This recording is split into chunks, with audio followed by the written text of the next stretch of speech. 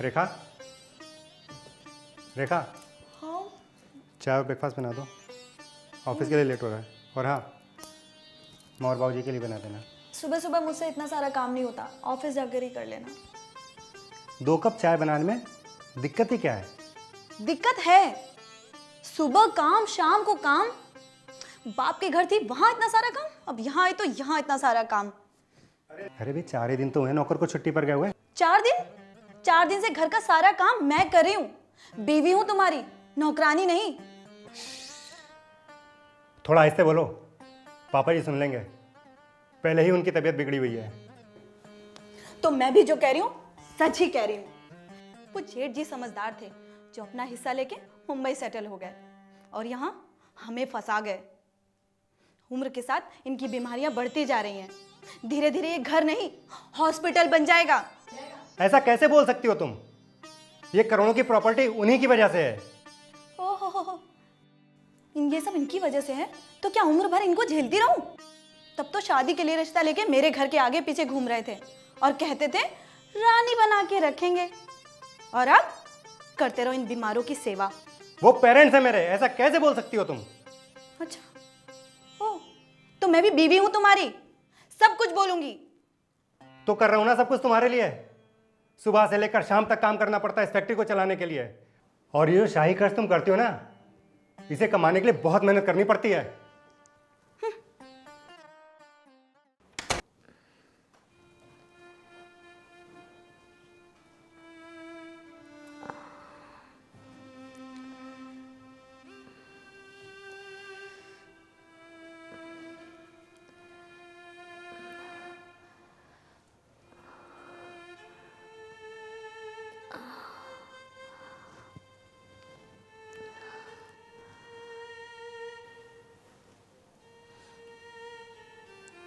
तबीयत खराब है, अभी डॉक्टर को बुलाया है। अभी डॉक्टर आने वाला है। आप रो क्यों रहे हो? रो मत, सब ठीक हो जाएगा। इतनी चिंता फिक्र करने की कोई ज़रूरत नहीं है।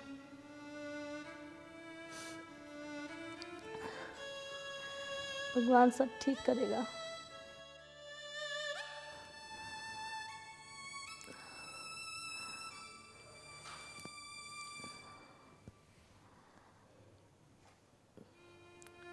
क्यों रोते हो? सब ठीक हो जाएगा। अब मैं देखती हूँ बहू ने कुछ बनाया है तो मैं लेकर आती हूँ कुछ खाने के लिए।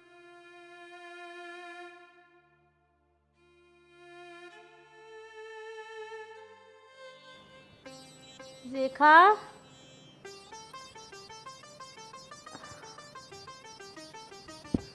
रेखा, रेखा, क्या है बोलिए। ये कैसे कपड़े पहन रखे हैं? अभी डॉक्टर भी आने वाला है घर पर। क्या खराबी है मेरे कपड़ों में? जब देखो तब टोका टाकी। ऐसे बात करते हैं, माँ बाप ने कुछ सिखाया नहीं? खबरदार माँ जी, अगर मेरे माँ बाप के बारे में एक शब्द भी और कहा तो। मेरे माँ बाप ने हम चारों भाई बहनों की बहुत अच्छे से पढ़ाई की है और अच्छे से परवरिश भी की है। ये काम तो हर माँ बाप करता है। थोड़ी सी तहजीब और तमीज़ भी सिखानी थी। बस सुबह सुबह मुझे आपकी और बकवास नहीं सुननी।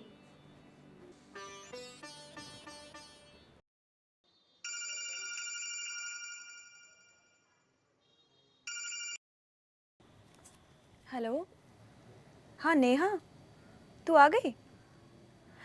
एक काम कर, तू गार्डन में आ जा, मैं गार्डन में ही बैठी हूँ। हाँ हाँ हाँ, आ जा आ जा। अरे अंदर बात नहीं हो पाएगी ना। हाँ हाँ देख ना, सामने देख। हाँ हाँ आ जा आ जा। ठीक है आ जा।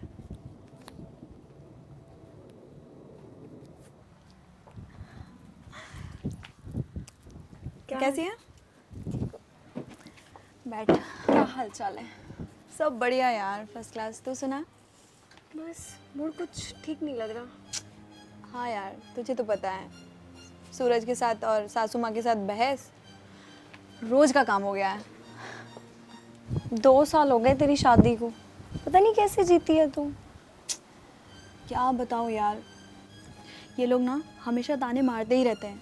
कहते हैं गरीब घर की इसीलिए लेकर आए थे कि सेवा करेगी। अब ऐसा लगता है जैसे खरीद कर लाए हों। मैंने भी समझौता कर लिया था, वरना मेरे लिए भी ना अच्छे रिश्तों की कमी नहीं थी।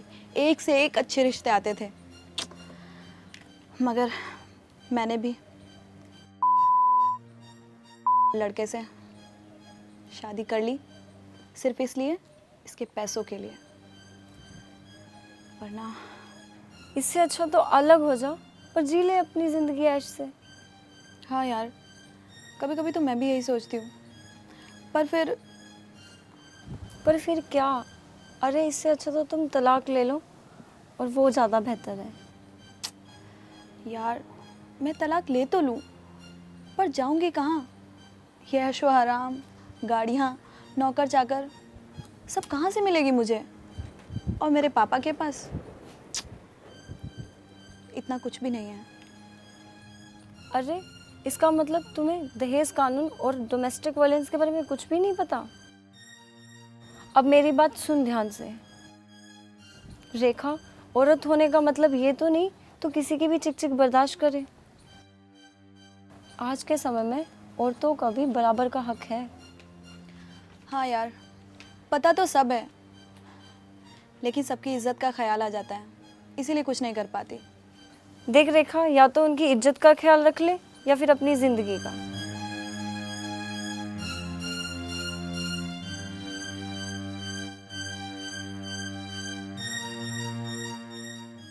चल ठीक है, फिर मैं चलती हूँ, तेरे सूरज के भी उगने का टाइम हो गया। अरे यार, तू क्यों रेखा का घर बर्बाद करने पर तुली हुई है? अरे पागल, रेखा के ससुराल में बहुत पैसा है। रेखा पैसे लेकर अलग हो जाएगी और उसका भी काम चलता रहेगा और हम दोनों को भी पैसे मिलते रहेंगे। मुझे नहीं चाहिए ऐसा पैसा। जो तुम कर रही हो वो बहुत गलत कर रही हो।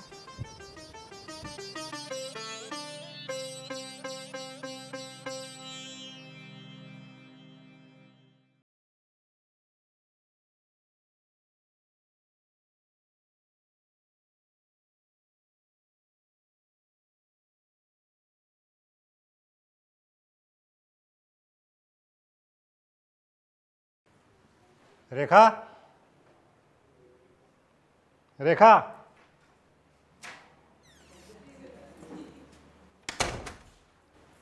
क्या है?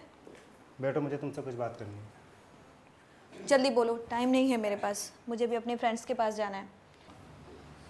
देखो रेखा, मैंने महसूस किया है कि हमारे रिश्ते बिगड़ते जा रहे हैं। तुम क्या कहना चाहती हो?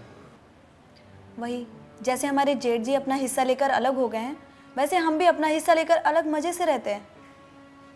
सूरज, मैं तुम्हारी भलाई के लिए कह रही हूँ, पत्नी हूँ मैं तुम्हारी। कल को हमारे भी बच्चे होंगे, उनका भी फ्यूचर देखना है हमें। इसमें कुछ गलत तो नहीं? आखिर मैं तुम्हारी भलाई के लिए कह रही हूँ। तुम मेरी बात समझने की कोशिश क्यों नहीं करती? इन हालात में मैं अपने माँ बाप को छोड़कर नहीं जा सकता, और वैसे भी उन्हीं की वजह से बिना कुछ करे धरे ये सारे ठाट बाट हमको मिले हैं ना। अगर ये 15 से 20 साल और जिएंगे तो जिंदगी ऐसे ही चलती रहेगी, नर्क बन जाएगी। शट अप, जय शट अप। देखो सूरज, मैं इस शादी का बोझ और नहीं झेल सकती। अगर ऐसे ही चलता रहा तो मुझे तुमसे तलाक चाहिए। तलाक? तुम होश में तो हो? और लोग क्या कहेंगे? भाड़ में गए लोग मेरी बला से। तुम कहना क्या चाहती हो? यही कि अगर तुमने मुझे तलाक देने में कोई भी आनाकानी की तो मैं तुम्हारे ऊपर केस कर दूंगी, और ये भी शिकायत कर दूंगी तुम मुझे दहेज के लिए तंग करते हो, मारते पीटते भी हो। क्या अनाप शनाप बके जा रही हो तुम? लगता है नेहा ने और तुम्हारी और फ्रेंड्स ने तुम्हें बहुत अच्छे से पाठ पढ़ाया है। तुम मेरी बात सुनो। तुम मेरी बात सुनो, वो भी कान खोलकर। शायद तुम दहेज कानून के बारे में अभी नहीं जानते। मेरी एक छोटी शिकायत और तुम्हारी पूरी जिंदगी नर्क बन जाएगी। जेल में जिंदगी गुजारने से बेहतर है मुझे तलाक दे दो और 50 लाख रुपए भी दे दो। तुम भी आराम से जियो और मुझे भी आराम से जीने दो। 50 लाख रुपए? तुम पागल हो गई हो क्या? पागल थी, तभी तो तुमसे शादी की। लेकिन अब एक दिन और भी नहीं, तुम्हारे पास सिर्फ एक दिन का समय है, सोच लो।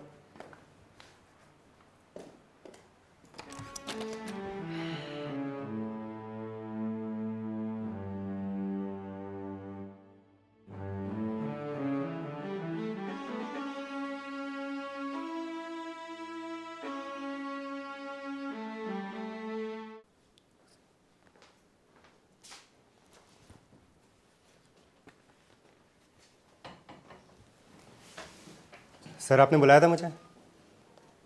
यस, आपका नाम? सूरज। सूरज, ओह, तो आप हैं मिस्टर सूरज, बैठिए। Thank you. मिस्टर सूरज, आपके नाम की कंप्लेंट आई है। मेरे नाम की? हाँ जी। किसने की? आपकी पत्नी ने। इंस्पेक्टर साहब, ये सब झूठ है। दरअसल वो मुझे फंसाना चाहती है। फंसाना चाहती है? उन्होंने तो आपकी कंप्लेंट करी है। क्या आप उन पर दहेज के लिए टॉर्चर करते हैं, उन्हें मारते पीटते हैं, डोमेस्टिक वायलेंस के लिए? इंस्पेक्टर साहब, ये सब गलत है। गलत है? बैठिए, आपकी पत्नी भी आती होंगी, उनके सामने ही बात होगी आपकी। ठीक है सर। नमस्ते इंस्पेक्टर साहब। नमस्ते, बैठिए मैडम। मैडम, आपने अपने पति के बारे में कहा है कि आपको टॉर्चर करते हैं, दहेज के लिए मारते पीटते हैं, लेकिन ये तो मना कर रहे हैं कि ऐसा कुछ नहीं है। आप झूठ बोल रही हैं।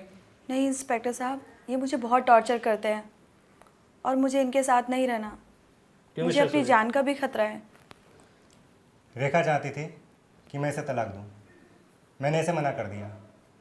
फिर इसने मेरे को बोला कि अगर तुम मुझे तलाक नहीं दोगे तो मैं तुम्हें दहेज कानून में ऐसा फंसाऊंगी कि सारी ज़िंदगी जेल में कट जाएगी। नहीं नहीं इंस्पेक्टर, ये झूठ बोल रहा है, मैंने ऐसा कुछ नहीं कहा। ठहरिए इंस्पेक्टर साहब, मैं आपको कुछ दिखाना चाहता हूँ। ठीक है, दिखाइए।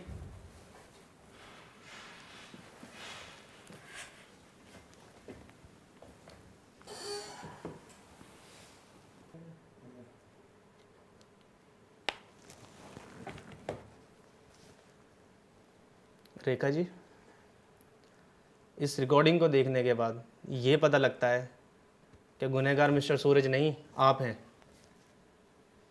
आप ही ने इनसे 50 लाख की डिमांड करी।